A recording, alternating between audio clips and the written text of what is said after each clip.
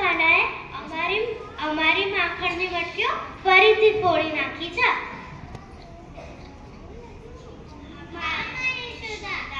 આની વાત સાચી છે.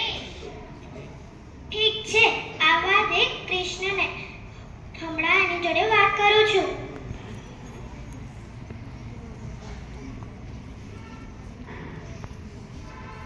અરે લાલા, સાંભળે છે? તારી રોજની ફરિયાદોથી હું હવે કંટાળી ગઈ છું. અરે મારી માડી, ફરીથી ફરિયાદ આવી? આ ગોપીઓ મને સુખીથી રહેવા જ નથી દેતી. ઓહો, હેરાન તો તું ગોપીઓને કરે છે.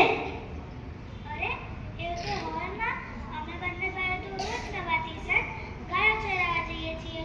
ગોપીઓને ક્યાંથી હેરાન કરીએ? આજે બધી ગોપીઓ આવીને ફરિયાદ કરી કે કનૈયાએ કાકરા મારીને એમની માખણની મુઠ્ઠીઓ ફોડી નાખી. એટલું જ નહીં, અને શિકામાં રાખેલું દહીં અને માખણ પણ ખાઈ ગયો. તું આવા તોફાન કેમ કરે છે દીકરા? ગોપીઓ ખોટું બોલે છે માં. પૂછ મોટા ભાઈને.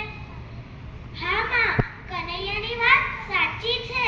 નંદ બાબાના ઘરે ક્યાં દહીં માખણની ખોટ છે કે અમારે બીજાના ઘરે ચોરી કરવી પડે? તું સાવ ગોળી છે માવડી. હું વળી માખણની ચોરી કરું? તો ગોપીઓ ખોટું બોલે છે.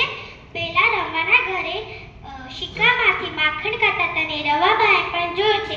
બોલ, આ વાત સાચી કે ખોટી? અડધી સાચી ને અડધી ખોટી.